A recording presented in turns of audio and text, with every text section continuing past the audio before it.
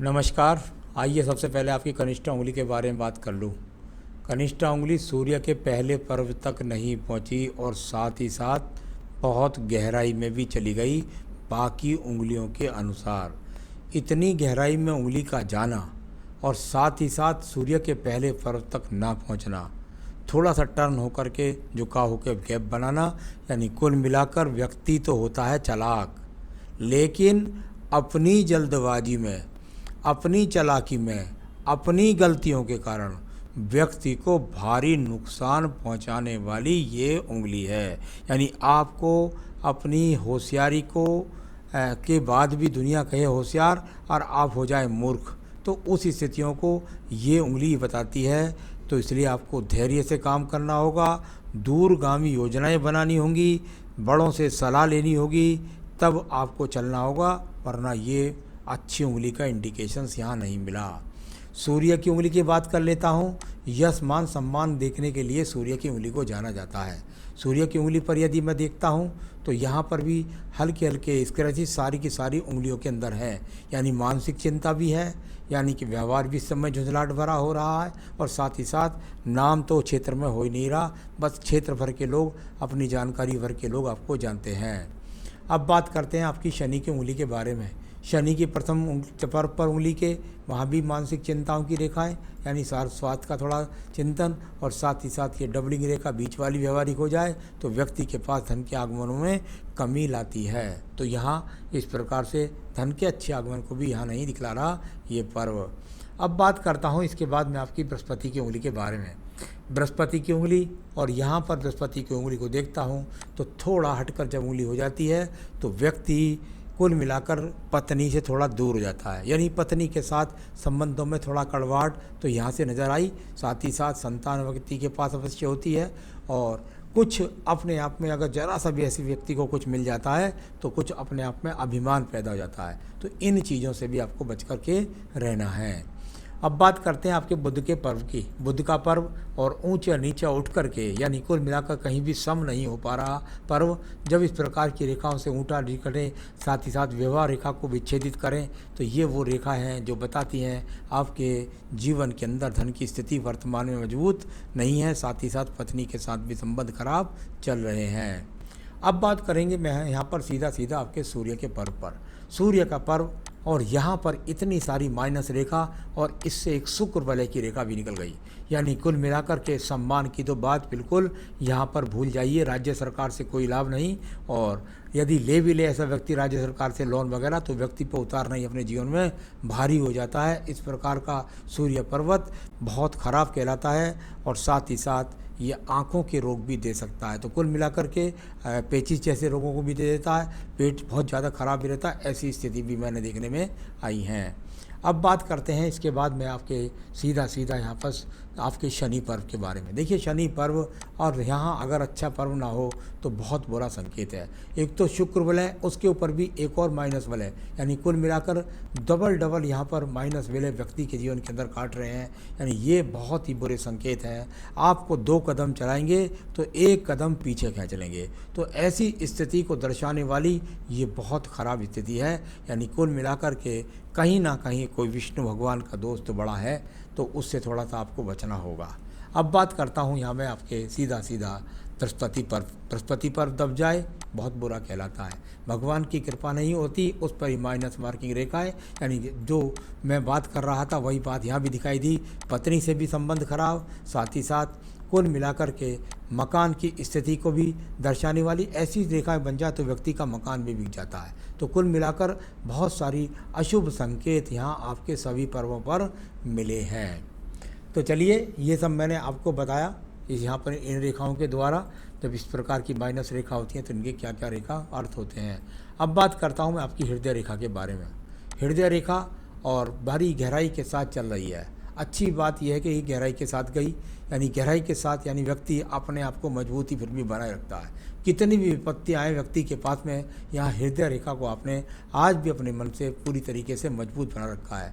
ये रेखा इनसे निकल करके मंगल पर्वत की तरफ जाएं, पत्नी के साथ फिर एक बार विच्छेद आपका सवाल ही नहीं है, लेकिन आपके हाथ में लगातार पत्नी से टकराव के ऋण बहुत ज़्यादा दिखलाई पड़ रहे हैं। अब बात करता हूँ मैं यहाँ पर आपकी सीधा बुद्धि रेखा के बारे में।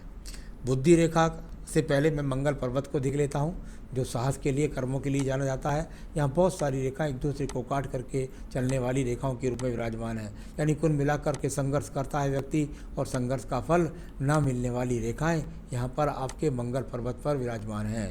यानी मंगल पर्वत बहुत मेहनत भी करा रहा है, उसके बाद भी लाभ नहीं। यहाँ से निकल कर के रेखा जा रही है और सीधी सीधी जा कर के बुध पर्वत तक है। यानी कितनी मेहनत कर रहे हैं आप धन के लिए, ये रेखा बताती है। तो बहुत साहस कर रहे हैं, बहुत ड्यूटी दे रहे हैं, लेकिन उसके बाद भी आपको लाभ यहाँ पर नहीं मिल रहा है। एक रेखा और मंगल पर्वत से सीधी जाकर के मंगल पर्वत तक पहुँच रही है। यानी कुल मिलाकर साहस की तो कहीं कमी नहीं है। और यहाँ थोड़ा सा इतना साहस भी व्यक्ति को झगड़े झंझट भी दिलवा देता है। इस चीज़ से भी आपको ध्यान रखना है। अब मैं बात करता हूँ इसके बाद में आपकी बुद्धि रेखा की। बुद्धि रेखा चली और शुरू में जाकर के यहाँ स्टार का सा चिन्ह बना दिया, और आगे जाकर के इस रेखा को यदि मैं देखता हूँ तो बहुत डाउन हो जाती है।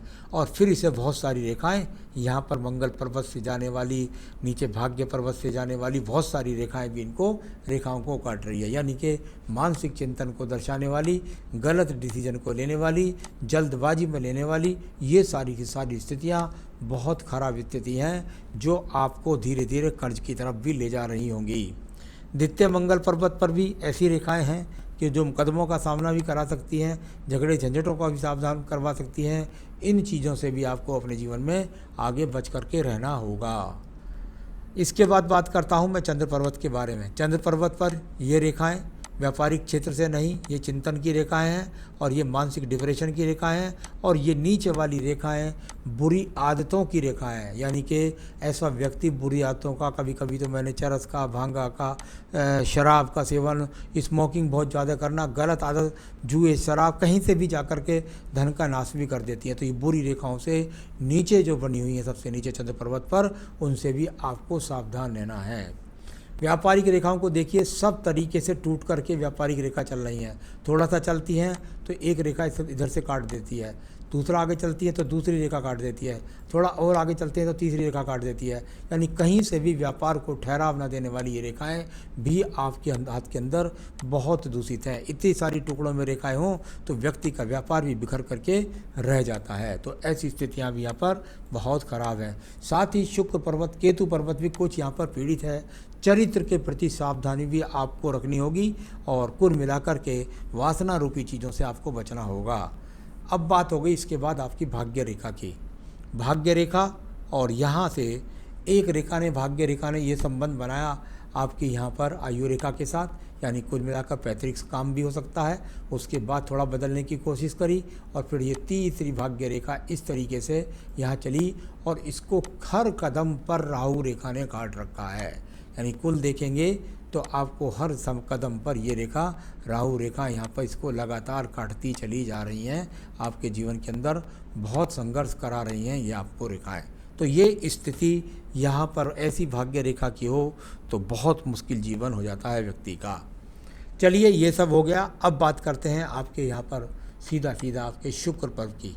शुक्र पर्व कई जगह क्रॉस के चिन्ह, कई जगह पीड़ित चिन्ह, कई तरफ एक दूसरे को काटने वाली चतुर्भुज जैसी रेखाएं, यानी कि उनको चतुर्भुज तो नहीं कह सकते, वो वांछित रेखाएं होती हैं। तो यहाँ शुक्र पर्व बहुत पीड़ित है। संसाधनों में कमी, पत्नी से झगड़े झंझट, औलाद का ना सुनना, ऐसी स्थितियों में व्यक्ति के हाथ में देखा जाता है। तो संसाधनों में कमी को दर्शाता आपका शुक्र पर्व भी है। अब बात करता हूँ मैं आपकी आयु रेखा के बारे में। ये आयु रेखा यहाँ पर, और आयु रेखा तो लगभग यहाँ 74-75 वर्ष तक पहुँच गई है। आयु रेखा में कोई प्रॉब्लम नहीं है। तो यहाँ पर ऐसी स्थिति, बहुत ज़्यादा पीड़ित स्थिति का हाथ मैंने आपका पूरा पढ़ा और अब मैं बताने वाला हूँ आपको कि आपके जो सवाल हैं उनमें क्या प्रॉब्लम है। कई सालों से हम हर मामले में पीछे चल रहे हैं, कृपया क्यों इसका उपाय बताएं। आपका जो कर्म है, उस कर्म में आप ये भोग काल लेकर के पैदा हुए हैं। लेकिन शास्त्र कहता है, मंत्र मणि जिम विषम ब्याल के, मेट ही जाए कुलंक भाल के। मंत्रों में वो शक्ति होती है जो व्यक्ति के जीवन के अंतर्गत व्यक्ति को उस स्थिति, खराब स्थिति से निकाल देता है और बुरी रेखाएं समाप्त हो जाती हैं, अच्छी रेखाएं बन जाती हैं। ऐसा मैंने बहुत हाथों में देखा है। जब सूर्य पर्व इतना ज़्यादा पीड़ित हो जाए तो व्यक्ति पर निश्चित रूप से कोई ना कोई, मैंने तो इसको भी देखा है कि एक तरह से ये पितृदोष का भी काम करती है। यानी कहीं ना कहीं विष्णु भगवान की पूजा के प्रति आपको बिल्कुल बहुत ज़्यादा उजागर होना पड़ेगा। ये पितृदोष का यहाँ पर एक बहुत बड़ा सिंबल आपके हाथ के अंदर बना हुआ है। अंदर सारी रेखाओं ने भी बहुत ज़्यादा तलवारबाजी की हुई है। तो यहाँ विष्णु भगवान की शरण में तो आपको निश्चित रूप से जाना ही होगा, अगर आप चाहते हैं कि अपने जीवन की बाधाओं को दूर करें तो। साथ ही साथ दूसरा सवाल है, हमारा घर दुकान एक ही है जिसमें से खर्च निकलना भी मुश्किल हो रहा है। तो चलिए उनसे खर्च निकलना भी आपका सही हो जाए, किस तरह से आप ठीक कर पाएँ, ये सब मैं चीज़ें यहाँ पर आपकी देख करके बताने का प्रयास करता हूँ। जहाँ आपके 42 वर्ष की स्थिति को मैं देखता हूँ, आपकी यहाँ इसके अंदर भी देखता हूँ, तो यहाँ भी ये क्रॉस का चिन्ह बन रहा है इधर की तरफ। और इस तरह की जब स्थितियाँ हो जाती हैं तो देखिए आपके जीवन में अभी ये नहीं, एक और हो सकता है। यदि कोई आपकी और ज़मीन जायदाद है तो मैं समझता हूँ 2021 से लेकर और 2023 के मध्य से लेकर के 2021 के लेकर 2023 के मध्य तक आपकी कोई प्रॉपर्टी बिकने का भी बहुत ज़्यादा संभावना है। तो यहाँ वो संभावना है। उसके बाद लेकिन आपके जीवन में तरक्की है। यानी मैं कह सकता हूँ भाग्य उदय तो नहीं, लेकिन कुल मिलाकर 2021 के मध्य से आपके जीवन में कुछ आपको अब से पॉजिटिव स्थिति शुरू हो जाएगी। लेकिन कोई बड़ा चीज़ बिक्री हो सकती है, आपका मकान भी बिक सकता है, आपका कोई प्लॉट भी बिक सकता है। तो उसके बाद कुछ सही डिसीजन होकर के हो सकता है आप कुछ सही कर पाएंगे, ऐसा मुझको आपके हाथ के द्वारा दिखलाई पड़ता है। तो खैर जो भी हो, ईश्वर हरी इच्छा, और आप सही तरीके से डिसीजन लीजिए। मैं तो आपको उपाय बता रहा हूँ कि विष्णु भगवान को आपको मनाना पड़ेगा। कुछ ना कुछ पितृदोष हुआ है, कुछ ना कुछ माँ बाप से गलती हुई है, या कुछ ना कुछ कहीं ना कुछ है ऐसा। तो चलिए इसके लिए आप क्या करें, अगर आप रोजाना विष्णु सहस्त्र नाम पढ़ने लगें प्रतिदिन, और साथ ही साथ दारिद्र्य दहन, विष्णु सहस्त्र नाम और दारिद्र्य दहन, तो मैं शर्त लगा के कहता हूँ कि आपके जीवन में सारी विपदाएं एकदम हट जाएंगी और आपका एक नया जीवन शुरू होगा। ये पर सब के सब प्रमाण आपको 1 साल की पूजा के बाद मिलने शुरू होंगे। तो अभी साल भर बहुत संघर्ष है। तो कुल मिलाकर के ये दोनों पूजा शुरू कर दीजिए। और रतन कोई मत पहनिए, सिर्फ आपको एक पन्ना ही पहनना है। बाकी रतन आपको ग्रहण का काम कर रहे हैं। मेरे हिसाब से आपको कोई रतन नहीं बनता, सिर्फ पन्ना ही आपको पहनना चाहिए, क्योंकि मैं आपके डिसीजन पावर को ही मजबूत करना चाहता हूँ। तो यहाँ 2 उपाय बताएं, वो करें और अपने जीवन के अंदर आप जो है तरक्की प्राप्त करें, सुख शांति प्राप्त करें। यही मेरी शुभकामनाएं। नमस्कार।